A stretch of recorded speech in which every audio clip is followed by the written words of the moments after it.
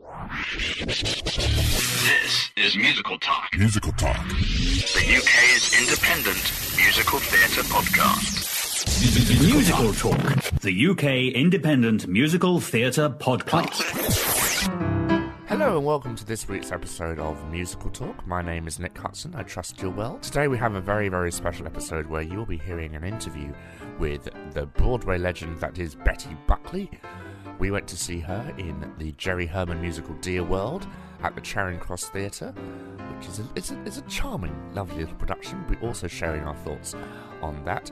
The production was directed by Gillian Lynn, most famous for choreographing Cats, Phantom of the Opera, and a couple of other small shows like that, and also starring Paul Nicholas, most famous for being the original singing Jesus, as our friend Andrew Keating likes to refer to him as such.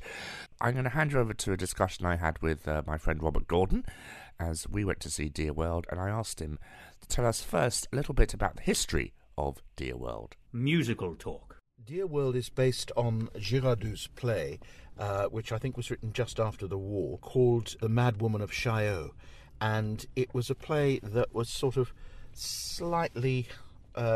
awkward? No, it was pre-absurdist, really. It was a sort of just before the absurdist playwrights, UNESCO and others, and Adamov in France, in the late 40s, early 50s. So Girardot was a very important writer, and he was very concerned with interwar politics, the politics between Germany and France, and wrote a play called Tiger at the Gates, it's translated in English. The Trojan War will not take place, which was written just before the Second World War, in fact, did take place. So I think a lot of the play, the background to this play, is very much in wartime Paris. And I thought it was very good. I'm not sure if it's in the original production, but I thought it was very good that the... it's set up from the beginning, isn't it? Yes, There's a war going on. Exactly, that the dumb character... It's dumb who can't speak. Can't speak, yes. And the mute character is rendered mute by being kicked about by Nazi... punched in their throat, you could say. SS men, yes. And so I thought that was quite useful, because it did give you the feeling that this was a country at war. And then Jerry Herman went and wrote a musical about it, which is forgive me if I'm wrong, but one associates Jerry Herman with, dare I say, frivolous musicals. Yes, well, I mean, Jerry Herman, I think himself would say, he loves show tunes, and he wrote half of them. He's very famous for having written them, yes. And but I think after Hello Dolly, and then in 1966 Mame, he came up with the idea. I think it was his idea to make Dear World out of The Mad Woman of Chaillot, and he wanted to make a very small, intimate piece.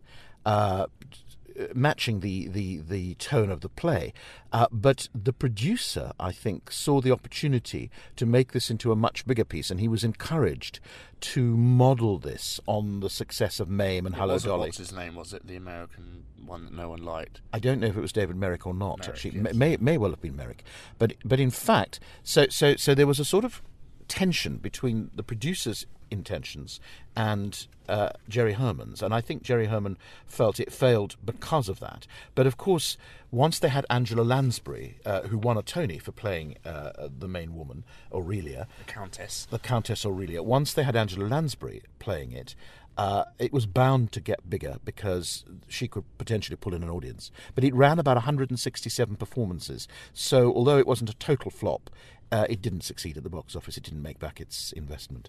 And we're delighted to be treated to Betty Buckley in this production of Dear World, and Paul Nicholas as well, and such other familiar faces as Stuart Matthew Price and Rebecca Locke. But more, tell us about Betty Buckley, Robert. I thought Betty Buckley was very good casting, and I thought she was very good in it, because she's one of those singing actresses who really is a good actress and who has a big voice when she needs it, but who keeps it in check. She's not a sort of diva performer, and that's what I liked about her performance. I thought she was eccentric, but not camp. I think that there were two lovely camp performances by the two other mad ladies in the show, Annabel Leventon and Rebecca Locke. I thought they gave delightful performances. But the Invisible Dog. and the Invisible Dog gave a good performance, but they were supporting characters, and I think it would have probably been a bit insufferable to have a rather camp performance at the centre. And I thought Betty Buckley steered clear of that. She shows that although I think she's now in her 60s, she still has very powerful voice, and she uses the voice very well for the drama of the songs. And she had tears running down her eyes at one point when she was singing her memory song. Well, we were close enough. I Don't Want to Know, which is the famous song that's been extracted from the show a number of times, and everybody knows Lansbury singing it, Liza Minnelli has sung it, I've heard Lorna Luft sing it. It's often sung as a sort of cabaret performance, but I think that it's a song that does work well in the show, and she started it very quietly and built it very slowly to the vocal climax, and I felt it was a very intelligent reading of both the part and that particular song. The problem with this show is that there are lots of song moments, but they're not really moments at all. They're just bits. I mean, there's an embarrassment of riches. I think there are, in my view, too many good songs which are in some way unrelated to what's going on in the book. I think the real problem with this still is the book. It's been rewritten by David Thompson, who rewrote a number of Kander and Ebb's early shows. He rewrote the books for those. Essentially, the plot is the cafe's in trouble. Let's get rid of the baddies. The end. Yes, I because think the world is bad, and we actually want the world to be good. I think the real problem with the show is it's one of those plays the play that it's based on is one of those plays that's today seems rather fey and whimsical, and it's very difficult to get away with that kind of whimsy in theatre. And when you actually musicalise it, it becomes even more whimsical. And I think at times Jerry Herman does have a tendency to whimsy in theatre, and I think that's the biggest trap of the play. I didn't think that the direction fell into that trap too often. I think it was very well directed by Gillian Lynne. I would perhaps have liked to have seen a more stylised production overall to make the piece more surreal, but I actually thought it was very carefully directed, and Gillian Lynne did the best job she could, I think, of the book as it stands. Every now and again, the songs fit beautifully into the moment. End of Act 1, for example. Yes, but one person, typical Jerry Herman marching song before the parade passes by at the end of Act 1 of Hello, Dolly. So here we have One Person Can Change the World, which is a great song and very American and very... Well, essentially they're all like Sherman Brothers songs. They're all he's a better writer than... they're all very positive American can-do attitude, which is probably why his songs are so loved by, let's say, musical theatre fans, if you know what I mean. Yes, I think they're real Broadway songs in the traditional sense. The show took a very long time to get going, plot-wise, didn't it? Yes, I think that's Giraudoux' fault. I think that's in the play. Him? Well, I think the problem was Jerry Giraudoux. Herman. Well, yes, but I think that the authors still, even with a rewrite, haven't managed, in a sense, to motivate the plot powerfully enough. I think there is enough potentially in the plot for us to get interested, but I think the most complicated plot moments are all narrated and they're happening off stage, so we're not quite sure what to expect. You said earlier that in the second half you didn't really quite know what was going on, and it was because so much of it was sort of talked about and not really in any way shown on stage or built in to the tension of the plot. But of course the positives in this show are plenty, and whatever you think of Jerry Herman's song choices, they're all wonderful songs. He's an absolutely brilliant songwriter. And I have to give special mention to Sarah Travers and her new orchestrations. And we've had Sarah Travers on the podcast before. She got a wonderful sound out of only sort of 7 or 8 players in the orchestra. Yes, that's actually an improvement on the original Broadway orchestrations, which are far too big for the show. The orchestrations on the Broadway album, the original cast album, sound like Mame, and it's excessive in relation to the show. I thought she captured the tone of the piece very well in the orchestrations. It almost had a French cafe feel to it, didn't it? Yes, it does try for that in the original, but it's also pumped up, I think, with huge numbers of strings and brass in the original in order to make it all sound very much like a Jerry Herman show. And wonderful lighting by our friend Mike Robertson, who has about an 8-page bio in the programme, which is quite fun. He's done lots of stuff. I thought the lighting was good. I thought the set was good. I thought the costumes were good. It's great to see a show in a small theatre with such good production values. I thought the whole cast. I don't think there's one weak link in the cast. And what a lovely voice Stuart Matthew Price has. Again, we say on this podcast. Yes, he has a beautiful voice. I noticed him first in Sweet Smell of Success at the Arcola, and I'm sorry he didn't have more to sing in this show. And now is the moment you've all been waiting for, where I'm going to hand you over to the interview that Robert and I did with the beautiful Betty Buckley at the beautiful One Aldwych Hotel, funnily enough, in London's Aldwych. It's a great privilege to meet you. Oh, it's great to meet you, Robert. Thank you. Lovely to have seen the show. We saw the show last Tuesday and really enjoyed it very much. I'm so glad. Love to talk more about the show in particular, but first of all, perhaps something about yourself. And I mean, you've played in London often, and I'm interested, having looked at your biography, to see that in fact your first show was Promises in London. Right. I did 1776 for 7 months in New York City. I moved there from when I was 21 from Fort Worth, Texas, and got my first Broadway show my first day in the city, which was a major miracle. And so I did that for 7 months. I originated the role of Martha Jefferson, and then I got the role of Fran Kubelik in the London production of Promises, which was, of course, written by Hal David and Burt Bacharach and Neil Simon and produced by the legendary David Merrick. And that was very exciting. I was 22 years old, and it was my first time that far from home, certainly, and starring in a beautiful musical in the West End at the Prince of Wales Theatre. It was a great, great year. I was nominated for an Evening Standard Award, and at the Evening Standard sat at lunch next to Laurence Olivier, which was quite delightful. And another occasion, Dudley Moore and Robert Mitchum, and took me to lunch, and it was just all very, very exciting time. But then I did Sunset Boulevard in my mid-40s at the Adelphi Theatre for Andrew Lloyd Webber, which was, again, a divine year. Then I came back and did a month at the Donmar with a show of my own called Stars in the Moon. And that was released as a video and a CD and got us a Grammy nomination. I have to say, now we're back. I have to say, I saw the Stars in the Moon, which I absolutely loved. It was the first time I'd seen you on stage, and I bought the DVD, and I bought the CD.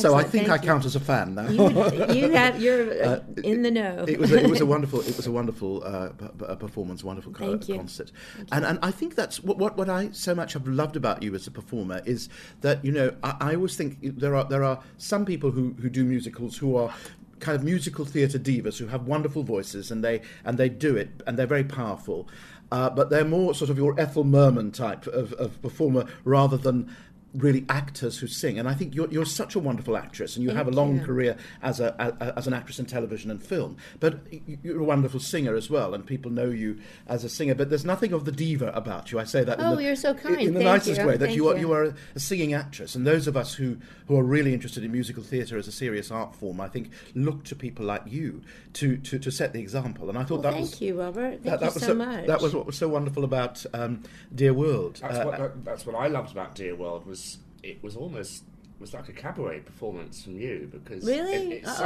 Gillian Lynn won't like that. What I mean by that, it's such an intimate venue. It's intimate, yes. And to see the tears falling down your eyes, you wouldn't get that in the London Palladium or any other. I was bang in the centre, staring at your eyes, and it just felt like such a wonderful, intimate performance. That is very. Thank you. Thank you very much. That's due to the space, of course, but the Charing Cross Theatre, which it's the perfect size for the debut of Gillian Lynn's vision of this show, which is very poetic and has a delicacy about it, and it's a real. I feel it's like a moving art piece. It's living art, if you will. Unlike any other musical that I've been a part of, there's such poetry to her interpretation and her vision of it. Yes. I'm really glad you enjoyed it. What was that a part you've often wanted to play, or especially wanted to play, or did it just come your way by chance? Well, strangely, through the years of my career, my long career at this point, thank God, people have mentioned the show to me and said, you should really play the Mad Woman of Chaillot and Dear World and the Countess Aurelia. And years ago, some folks that were considering doing it sent me the original script, and the cast album, and I liked it very much. And of course, anything that Jerry Herman does is, so memorable, and so the music is so beautiful and moving. But for years, since 1982, when I worked with Gillian, she was such an inspiration to me, a real role model to me. When I met her when I was in the New York Original Company of Cats and playing Grisabella, and I had admired her so much as a teenager who was a huge fan of the musical theater. I knew of her work from Roar of the Grease Paint and How to Succeed in Business, and so to me, she is a legendary icon of the musical theater. So it was a thrill to get to meet her and work with her, along with Trevor Nunn and Andrew Lloyd Webber, of course. And for me, the doing Cats on Broadway was the kind of doorway into my potential as an actress singer, which I'd always felt and had always set my goal to be as good an actress as I was a singer. And I felt I wanted to be able to be very authentic, very realistic, truth-telling storyteller in the form of musical theater. And so the opportunity to play Grisabella gave me that chance to step into my potential, and I owe a lot of that time period and my success in that to Gillian. So we've stayed in contact all these years as friends since 1982, and she's come to see other things I've done, and we've corresponded through the years, and we've always wanted to look for a new project to do together. And she, 2 years ago, wrote me and said, we're going to do Dear World. And I said, okay, that sounds great, And then a year ago, it got serious. Our mutual agent, Jean Diamond, British agent, said that I needed to fly I live in Texas on a little ranch with horses and mini animals. And she asked me to fly to New York City to meet with Gillian. So I did last February. We had this 3.5-hour meeting, and I said, I'm in, I'm your girl, let's go, So the negotiations started in earnest at that point when she had a producer attached, and so we're here. Well, that's great. We're very grateful that you are here. And I think what I really liked so much about the production, but particularly your performance, was that I know, of course, everyone probably has heard the legendary Lansbury recording, mm-hmm. and great an actress as Lansbury is, I felt she was obviously far too young for the role at that time in her mm-hmm. career, and so of course she's done in whiteface, and she plays her a little bit as a sort of French clown, mm-hmm. whereas I thought you played her as a real woman who was slightly dotty, and I really liked that because I felt it grounded the show mm-hmm. in something, in a reality, and so of course it made the political. It's a very green. There's green politics in it, isn't very there? Green it's politics. So much about now. Since the playwright Girardeau wrote it in 1946, right after World War II. So he was way ahead of his time. Absolutely, and I think all the stuff about the bankers, everyone's sitting there saying, yes, yes, Yes, exactly. the bankers are the villains. But so I think that came across really well because it was so grounded in reality. Thank you. Is that something and since you've got a vast, portfolio, as it were, in your career as a serious actress in television, and in film, is that something that you always like to work on in musical theatre? That you've, because you are so practiced as a television and film actress and theatre actress, not necessarily just musical. Because of course we know your sort of fan base really, I think, wants to see you as a musical theatre star, which you are. But is that something you always approach a musical play with? Yeah, it's just my taste. The work that I love in the world is about, there's a heart of truth in it. And the actresses that I love, the singers that I love, all the work that I love, dance, theater, concert work, that's what I like. That's what I go to hear. I go for people to touch me with truth.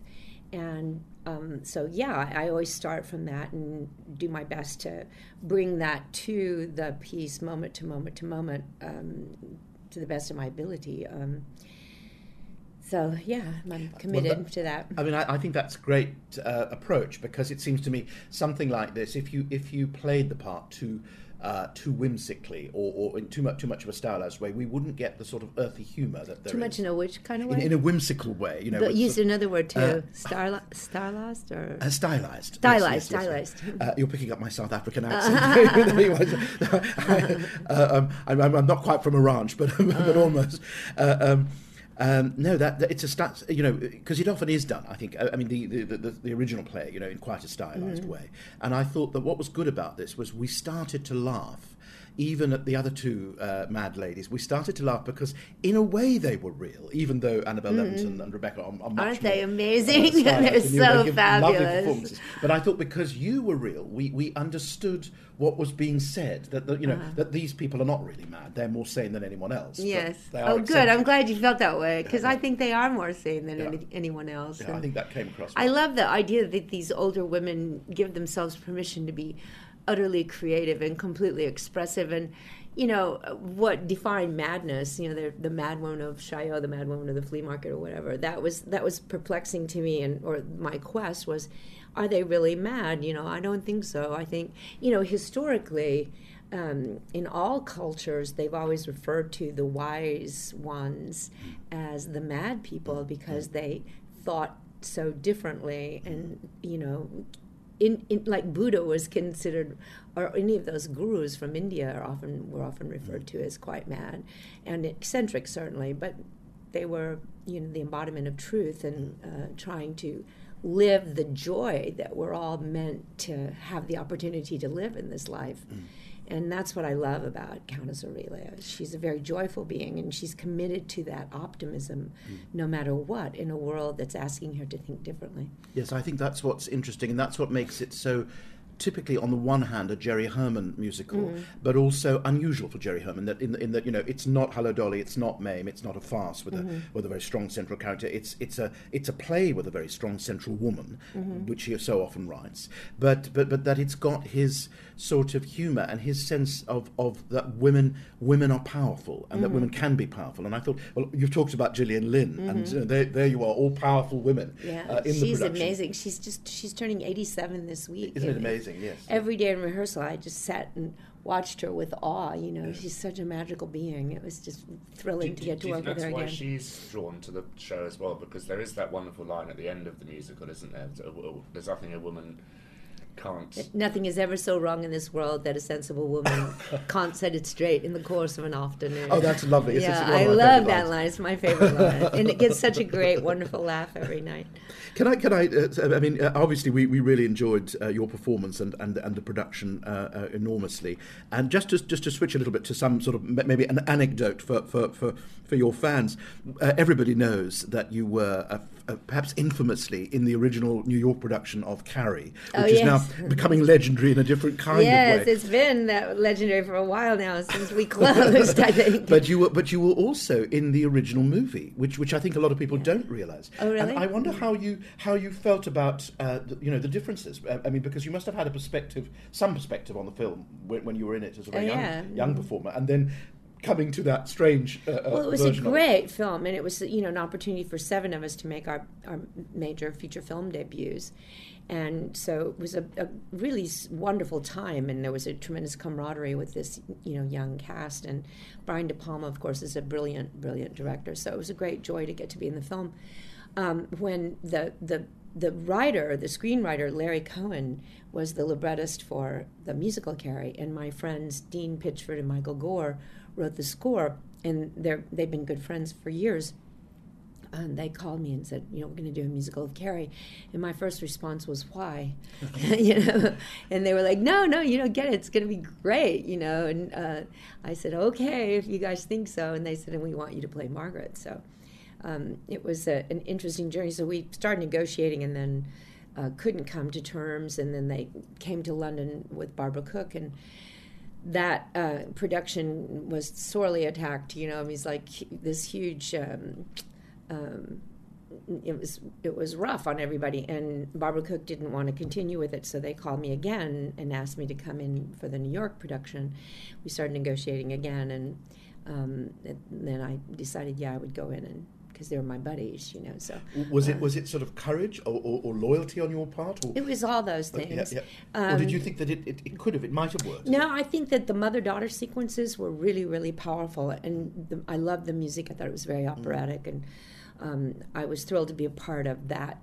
And Lindsay Haley was brilliant in the show. She was 17, making her Broadway debut, and there was just a directorial perspective that didn't allow the piece to coalesce. And Terry Hands, who's a brilliant director, didn't really, in essence, understand the Americana of that show. And so it had a lot of elements that just made no sense. And there was some cutting and rewriting that needed to happen that they were not afforded the opportunity to do. So I thought we did an incredible job with it. I was really, really proud of the work that Lindsay and I did. And the critics and the audiences received that with great enthusiasm. It was quite an event. People would talk to us from the audience during the show, and it was just wild. And if the producer had the money to push it past the mixed reviews, they didn't universally get bad reviews, it got mixed reviews. I think we could have run, and it would have become one of those real event musicals. And the score still has a cult following, doesn't it? Yeah, it totally does. There's a huge following to it. Yes. And then, of course, they redid it this year off Broadway and got some nice responses. And so now it's being done in every high school you can imagine, everywhere. It's interesting, isn't it? Because you've been associated with some huge successes, like Cats, which have been both critical and commercial successes. But you've also been quite adventurous, I think, in your choices. In that, as far as Broadway theatre is concerned, you've done shows that either like Carrie, that didn't really succeed commercially, or like Sunset Boulevard, which should have succeeded hugely, because I think it's Lloyd Webber's... It did succeed hugely. But apparently they lost money, I think, because of this... No, they didn't. No? Is that just a No, they made a lot story? of money. Okay. Well, that was a huge success. I won't cry for Andrew I mean, Webber. I can't believe the gossip about that show, because it was like funny, jam-packed all the time. Well, I was about to say, I saw the original... It was a very expensive show, but yes. it really... But he closed it and then had to reopen it again, that was here in London. But that was with the cast that I was in, because he had gotten such mixed reviews from the initial production. Then the LA version was received differently, and then he brought me over and closed it down and reopened it. It was a huge hit. Well, I think... And then I went to New York and did another year there. I think that you were probably the best, you gave the best interpretation of the role. Well, I really did. Thanks. I loved it. And I've seen three people in it. I won't say who the others were, but I don't think we really compare it, since every lady is really different in that part. And which just was exciting, you know. It was like that kind of the circus of the supposed competitive divas, which certainly isn't true. No. You know, but that was the scuttlebutt, and that was the press around it, and it was a very exciting time period and a divine 2 years in my life. You know, oh, that's nice to hear. Working for Andrew Lloyd Webber is just bliss. Really? Oh, I mean, because it really is. I think it's his best work. I love that I think it's show. A wonderful show, and I think it's very unfairly treated. I don't think neither London nor Broadway critics are kind about Lloyd Webber, but I think if you see the range of what he's done, you may not like everything. He's amazing, and somebody posted on my Facebook page recently a pirate copy of the New York production that I was in Sunset, and had that removed. Had that removed? No, I was fascinated to watch it, and I just saw like the first 15 minutes or something, 10 minutes, I guess. And it was just fantastic. I was just like, oh my God, this show, and the intricacy of it, the complexity of it, the beauty of it, the spectacle of it. It was really, and the music was stunning, absolutely stunning. And then it also has the moments of intimacy, which are to have such a big show and then be able to focus down. Stunning. That's what's so lovely, about a show like that. It was glorious. And also about Dear World. I think it's the same, that one feels the music sometimes really swells and makes us all, one person can save the world. Which I mean, it's such it's a wonderful American thought. Yeah. But it's also, it's the kind of thing that British people very quietly want to sing along with, because we sort of agree. But I think it's a wonderful anthem, that song. It is a wonderful anthem. And then suddenly the show grows and becomes, from this intimate chamber thing into a large scale, a battle for survival of the individual and survival of the race. I think that's something very moving about that. Deeply, yeah. Do you? Do you have any? Since you've mastered so many different media as a performer, do you have any kind of favourite medium? I mean, I don't want to nudge you to say I'm really a great Broadway performer. That's what I love best. But any sort of preferences or any kind of work that you like to do best? Yeah, I love best singing, whether it's a musical or a concert, with brilliant musicians in a beautiful acoustic hall.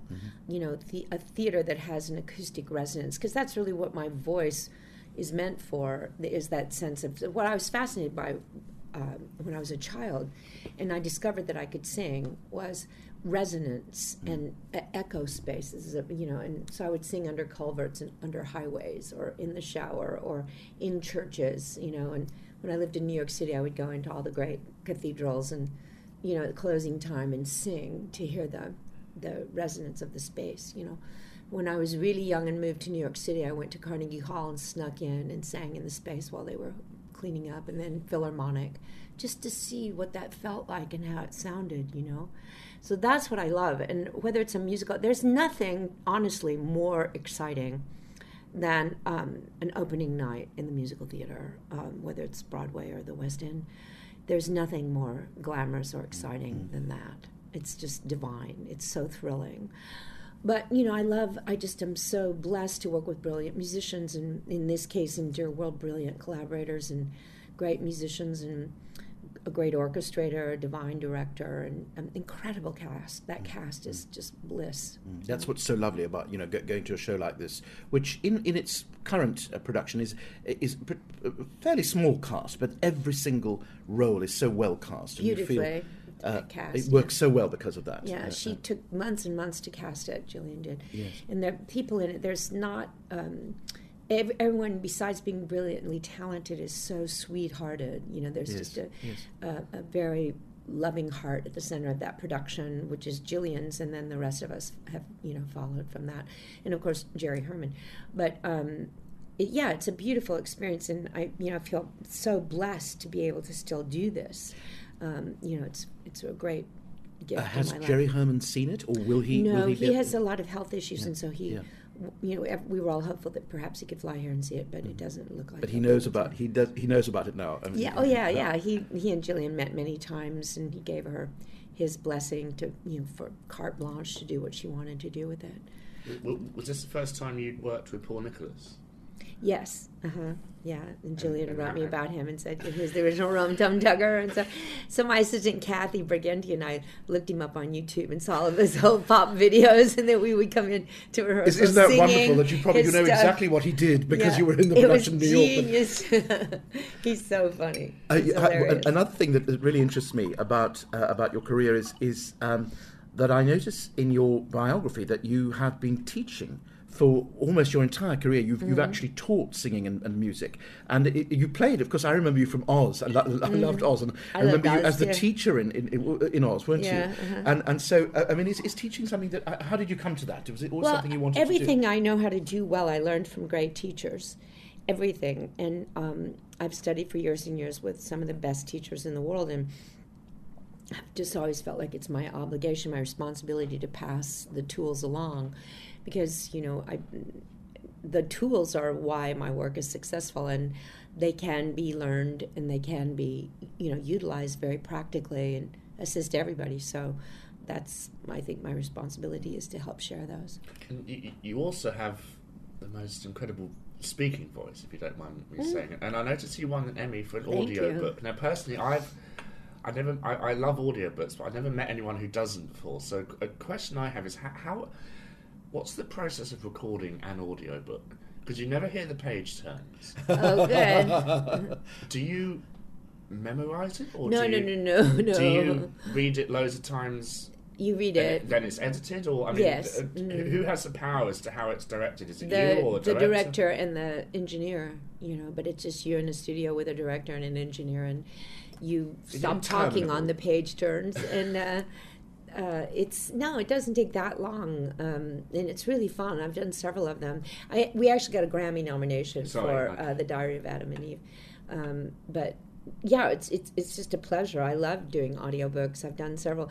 I forget what was the name of the book, but it was a pop novel that had a lot of sex scenes, and I was like I was really nervous to do that one, and my producer was like, "Just go for it," and I was like, "Okay." That's what you call a page turner. That was particularly fun. But I was also really proud of a book by Larry McMurtry called Buffalo Gals. That was a Buffalo Gal or something like that. Anyway, that was a great book that got a lot of attention, and I did different accents and different voices for each character, and they had Indians and cowboys, and it was back to Dear World. I have to say, you do an incredible British. Thank you. That my cast has kept on me. The first day, I said, because I'd worked with a dialect coach, and I said, but you guys, I'm from Texas, and so I have all these wrong sounds for British speech, and Gillian had, contacted me months in advance that we were doing British accents, so I need you to be up on that when you get here. I was like, oh, okay. So I had done my homework, but there are still traps for me that, as a Texan, that really, that my friend Rebecca keeps saying in the show. She keeps saying, it's the R's, your R's are, and your L's are too far back in your mouth, and she keeps trying to show me how to do that. And so I go in for like dialect checks into the girls' dressing room before I go on, and they're always coaching me. You'll have to invite them all back and do something in Texas. Yeah. Well, actually, Rebecca was just up for a film, and we hooked her up with a brilliant dialect coach to help her out with her American accent. And so, but yeah, it's something I have to stay really up on, because the other night, something happened, and then it was just, we were all like askew in the Mad Woman Park scene in Park Colombe, excuse me, and I said the word, I have to say the word dancing, beware, he'll make you put on black riding boots while he dances the can around you while singing God knows what filth at the top of his voice. And so I have to be really careful with that one, because it has dancing and then can, yes, right? Yes. So the two yes. A sounds, which we would say in North Texas, we'd say dancing the can. So I have to be yes. so thoughtful about that every night. And the one changes, but the other doesn't. Yes. So I get to that point every night, and I'm like, dancing the can. And so that night, for some reason, everything was just screwy. I was all weird. So I said, dancing the can, and my castmates looked at me. Annabelle and Rebecca were just like, you are such a nutcase. and Gillian was in the back of the house, and she was like, no, she didn't just correct herself on stage. And then my friends from the show told me the next day that they had friends there that night that said, we thought she was British until she said dancing. So I was like, oh, bummer. I have to say, a friend of mine was in that night as well, and he pointed out that you said the word in both accents, which was... That was the night. Oh, no, that was the night you were there. No.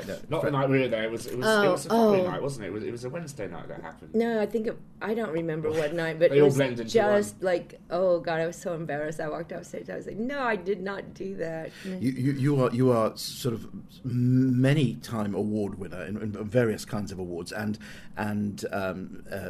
a huge number of nominations for almost everything you've done, actually, on Broadway and in London. Lovely that you were first, nominated. That nice story about the Evening Standard Award when you were so sweet, young. Yeah. Because it doesn't sound like a Tony, but of course in those days especially, it was very prestigious. Really excited. Because it was the only one in London, I think. It was the equivalent of the Tonys here. Really. There was a great glamorous luncheon. Yes. But you've recently been inducted into the Theatre Hall of Fame. I mean, just a few weeks ago. Was that fun? I mean, what do they do? Well, I was really excited. I found out last fall, and then I knew I'd be working during the induction ceremony, which was January 28th, and I was hopeful that I could fly over for the day and come back. And you're supposed to ask a friend to be your presenter.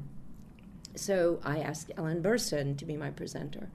And then the producer was like, when will you know? When will you know? Well, I got sick in the first week of rehearsal and was out for quite a few rehearsals right at the very beginning. I had this horrible, horrible cough.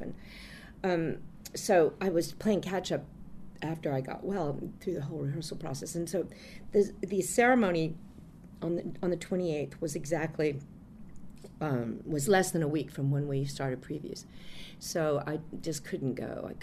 So I asked Ellen if she would still be she was already set to be my presenter, if she would receive the medallion for me as well. And she sent me photographs. And friends that were there at the ceremony said she really was wonderful and brought my spirit into the room, which was so kind of her. And she's a great friend. But she's going to come to London, I think, and see Dear World, and we're going to get together to have our own private induction ceremony. You should have a presentation at the end of one of the shows. That'd be cool. That'd be really cool. I think British people like that sort of thing, don't they? That'd be lovely. We pretend that we're not, sentimental, but I think we're terribly sentimental. A question I like to ask a lot of American guests on our show is, how do you find, because you've obviously performed both in London and on Broadway, is there a cultural difference between the theatre goers? Oh yeah, big cultural difference.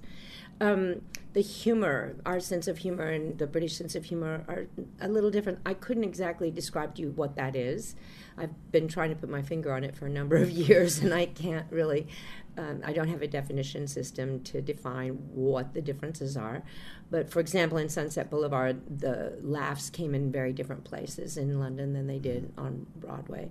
But the audiences are equally enthusiastic. There's a real passion, of course, for theatre here, and as there is on Broadway. I'm glad, personally, to find that British audiences are less reserved than they used to be in expressing their enthusiasm. Because I always think, if it's a live performance, the actors enjoy the response, but the audience enjoys responding. It gives us something to show our enthusiasm. Our show it's peculiar, Dear World.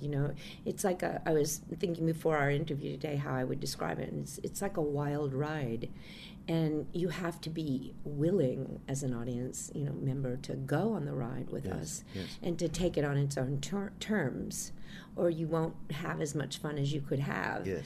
And so when the audiences that we have received thus far, and we've only been running for 2 weeks, week of previews, and then we opened last week. When the audience comes with that openness, all of us have so much fun, and the show rises to an even higher level. But when the audience is reserved or resistant and sits there in judgment, like show us, we do our best, but to maintain our joy and our camaraderie and our sense of fun within our own ranks. But it's not as glorious as it can be when the audience comes. But it's funny because, Aristotle and the Greek theater, when the Greeks formulated the rules for theater, said the audience must willingly suspend their disbelief. So it's really on the audience to come with an open mind and heart. So it's the audience's fault if they don't enjoy the show? Well, sometimes it is a collaboration, indeed. Yes. And it's like the final collaborator, isn't it? Precisely, if you don't come open and willing to be with us in the reality that we establish, then there's nothing we can do. I think that's something that's so nice about this show in this particular production, because it starts very quietly, doesn't it? And it takes quite a time, and it tells its story. You have to get to know the characters first. It's not like the kind of jukebox show nowadays that does it all for you right at the beginning, and you hardly have to do anything. And of course, for real theatre goers, like myself, because I go to anything, right. I would be seen at the opening of anything, but even the closing. But you're used to that, because if it's a Shakespeare or classical play, you're used to that. But actually, even I, still when it started, I thought, well, there's no big number yet, and she hasn't belted anything yet, And of course, there are wonderful big belting numbers later on, but they have to be dramatically justified. And of course, you wait, and it's more exciting when they come, when you've had to wait for them. And I thought that was a wonderful craftsmanship in the writing and the production. Yeah, well, the staging and the design of it it's like this story unfolds. It's a fairy tale, a fable, and the story unfolds. You've done almost everything that an actress can do in musical theatre and in film and television. So many different things.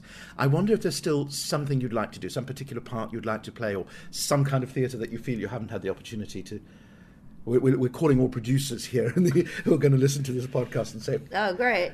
I've always wanted to work at the National, quite frankly. Really? Yeah, Yes. I would look. I just think they do such beautiful artistic work there. I think that would be really fun to do. Well, it's a natural place for you, and they'd be a fool not to take up I've your always, suggestion. whenever I'm here, I go to their productions. I'm like, oh God, Yes. this is what theater's supposed to be.